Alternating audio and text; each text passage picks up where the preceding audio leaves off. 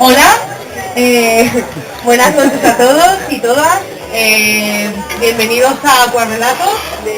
A continuación los autores van a proceder a leer algunos de los relatos que se han expuesto en la sala. O no, dicen por aquí, algunos nuevos también hay. Nada, esperamos que os gusten y que los disfrutéis mucho. Alberto. Muy bien, muy bien. Hola, buenas noches. El canto del agua. Este es el canto del agua. El río y el mar que toman la palabra, allí donde se cruzan. Una playa que se tiñe de rojo al alba cuando el sol, al salir, sangre. Esta es la historia de una caída. Un intento de volar sin batir las alas.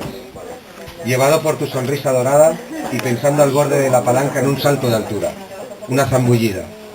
Con los labios sobre tu cuello y los brazos temblando, supongo de miedo, ante la idea de que todo sea un sueño, ante la idea de que sea una despedida.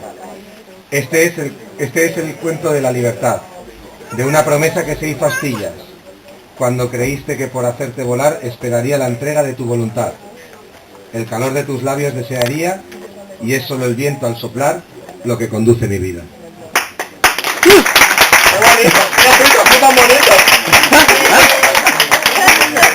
A continuación, Alejandro. No. Sí, bueno, toma. Hola. ¿Se me escucha por ahí? Sí. Bueno, voy a intentar ser lo más breve posible y que todo el mundo vuelva a su propia vida. Bien. Sí que quería comentar previa a leer este pequeño texto.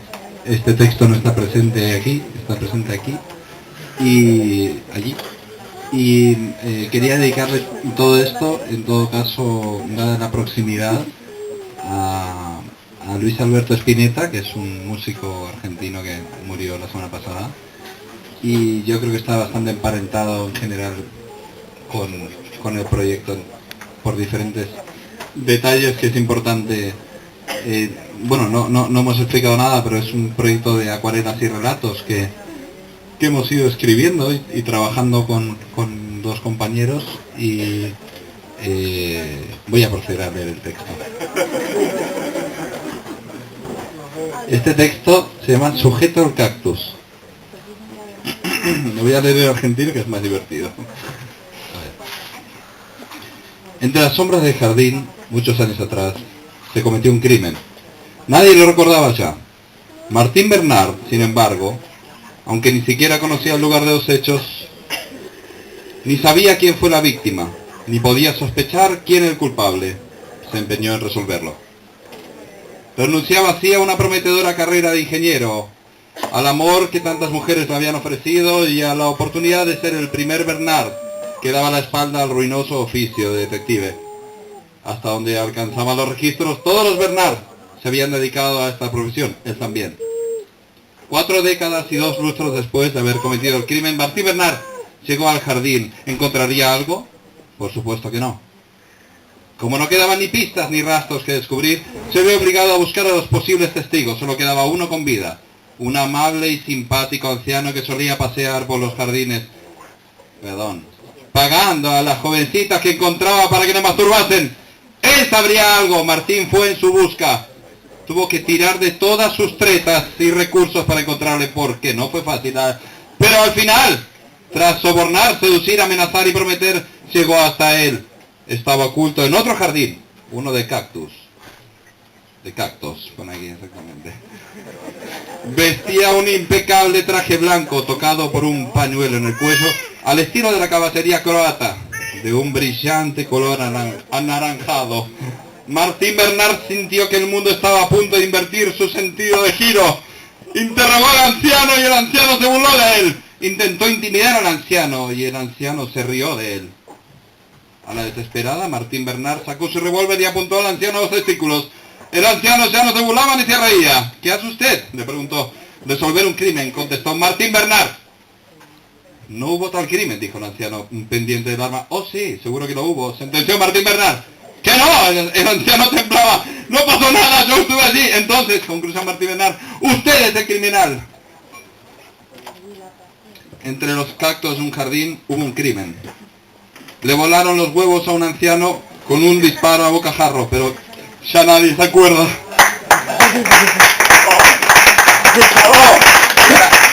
El autor, Luis. Espera, que no quiero atropellar a nadie. Perdona, pequeña. Intercambiando. Bueno, el micro estaba muy bien para mis compañeros, pero yo soy un poquito más bajo. Así que, lo primero, por supuesto, es darle las gracias a Alejandro porque, en fin, yo cuando escribí ese texto lo hice pensando en él, pero nunca pensé que le debería hacer semejante interpretación que desde luego me ha llevado bastante. Muchas gracias. Gracias también a Alberto, que estáis sentado. Gracias a mis dos compañeros de fatigas.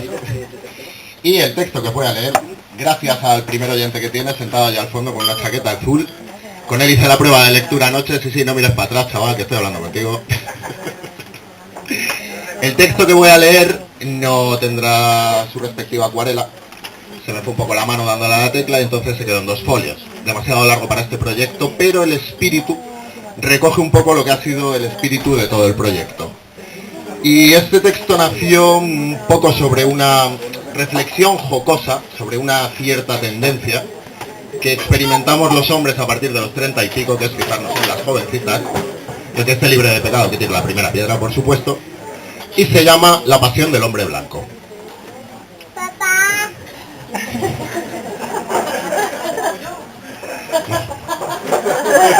No es mío. Más que verlo, es rubia. Voy. Puso las manos juntas bajo el chorro de agua del grifo. Luego sumergió la cara en la pequeña balsa que se formaba entre sus dedos y frotó con fuerza para quitarse la sensación de botamiento. Perdón. Levantó los ojos y miró su imagen a través de las pestañas enteladas de agua.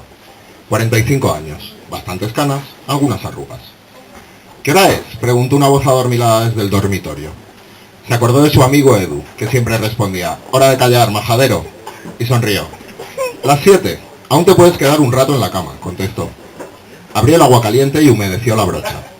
Aplicó jabón sobre las cerdas y se enjabonó la cara, formando una película suave y espumosa por el mentón, el bigote y las mejillas. Deslizó suavemente la hoja de afeitar sobre su piel. La cuchilla no tiraba, la ventaja de no tener la barba muy cerrada. Otra era ese eterno aire de niño que parecía tener su cara, pese a las canas y las arrugas. Como aún era temprano, encendió la radio. En el noticiario, escuchó al locutor anunciar que se cumplían, justo ese mismo día, 50 años de la publicación de la primera edición de Lolita, la novela de Vladimir Nabokov. No quiero dormir más, volvió a sonar la voz de ella, aún entre las sábanas. Con una nueva pasada, él descubrió un amplio trozo de piel en el lado derecho de la cara, bajo el pómulo. Como gustes. Ven a la cama. Me estoy afeitando. Qué poco cariñoso. Limpió la cuchilla bajo el chorro de agua. Se secó con una toalla y se puso loción. Pensó que no había cambiado mucho desde los 13 años. Tenía ya 30 más. La adolescencia empezaba a verla como algo muy lejano, casi como algo ajeno al resto de su vida. A los 13 fue por primera vez a un campamento. Eso lo recordaba. También recordaba a Silvia, la primera chica a la que besó, justo en ese campamento. La primera a la que le tocó los pechos. La primera, en definitiva. Hoy me gustaría no ir a trabajar. Suspiró y salió del baño, colgándose la toalla del hombro. Qué rarita te has despertado hoy, le dijo a Silvia. Ella también se llamaba Silvia. Era más joven que él. Estaba tumbada de lado, rodeando la almohada con los brazos. Sus hombros desnudos lucían redondos y sugerentes por encima del borde de la colcha. «¿Y tú qué simpático?», le respondió. Se quedó mirándole. Él se encogió de hombros. Abrió el armario y se desnudó, dándole la espalda. Silvia seguía mirándole, pero no con demasiado interés. Volvió la cabeza hacia el reloj, que estaba sobre la mesilla. Había un libro y un reloj en la mesilla que utilizaba él. Nada más. «¿Has sabido algo de tu ex?», dijo él. No sabía por qué le había preguntado eso. Sí estaba seguro de que no tenía que preguntarlo, pero ya era demasiado tarde cuando se detuvo a pensarlo. «Bueno», se dijo, «me acabo de levantar y no estoy muy fresco, ni muy ágil de mente. Tengo 45 años». «¿Por qué me preguntas por Juan?», contestó ella al rato, cuando él ya estaba metiendo los faldones de la camisa en el pantalón. Ella sí se había parado a pensar su respuesta. Se notaba. Le respondía con una pregunta, algo que él odiaba, y llamaba a su ex por su nombre, Juan. Escogió una corbata de color morado. «No lo sé. He preguntado sin pensar. No sé por qué te he preguntado por él». «No me interesa», estuvo a punto de añadir, pero prefirió guardárselo. sonaba feo. Son las 7:20. Sí, ya son y 20. ¿Y me preguntas por Juan? Sí que te has despertado simpático, sí. Se cerró el lazo de la corbata mirándose en el espejo del baño. Fue a la cocina y se preparó un café, mientras 2 rebanadas de pan desaparecían por las ranuras de la tostadora. Encendió un cigarrillo cuando el olor a pan tostado ya ocupaba toda la cocina, pero no tenía hambre. Se bebió el café de un trago. Te dejo unas tostadas, no tardes en comértelas, que se enfriarán. Se había sentado al borde de la cama mientras hablaba. El cigarrillo humeaba en su mano. Silvia le sonrió. Gracias, le dijo, qué amable. Salió a la calle con el cigarrillo casi consumido y lo tiró en una rejilla de desagüe. Se dirigió a la estación de metro con las manos en los bolsillos, bostezando. En la parada vi a la chica. La veía siempre, de lunes a viernes. Estudiante universitaria, seguro. Abrazada a una carpeta, con los auriculares de botón en las orejas y los ojos bajos. ¿Estaría escuchando las noticias? Se puso un poco más cerca de lo habitual, haciéndose el distraído. ¿Habría oído que era el 50 aniversario de Lolita? Al entrar el metro en la estación, la chica levantó la vista, giró la cabeza y se encontró con los ojos de él, que estaba mirándola. Ella se sonrojó un poco. Al entrar en el vagón, la chica fue a sentarse unos metros más allá de donde él se quedó de pie, apoyada a la espalda junto a la puerta. 2 paradas más adelante, el metro saldría a la superficie. Eran casi las 8. El sol les daría directo en la cara, y él ya tenía 45 años y los ojos muy sensibles. Se puso las gafas de sol. Miró a la chica, parapetado tras los cristales oscuros. Ahora, era ella la que le estaba observando. Le dedicó una sonrisa, y ella se la devolvió. Caramba, pensó mientras sentía la caricia de la luz sobre su cara recién afeitada. ¡Qué sonrisa tan bonita!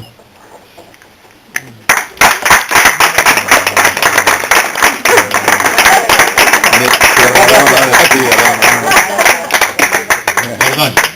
Muchas gracias a todos por haber venido. Esperamos que os gusten mucho las acuarelas que tenéis expuestas hacia aquí y hacia allá. Muchas gracias también a Sebas por habernos cedido el espacio. Y nada, disfrutad mucho de la velada. Gracias, en serio.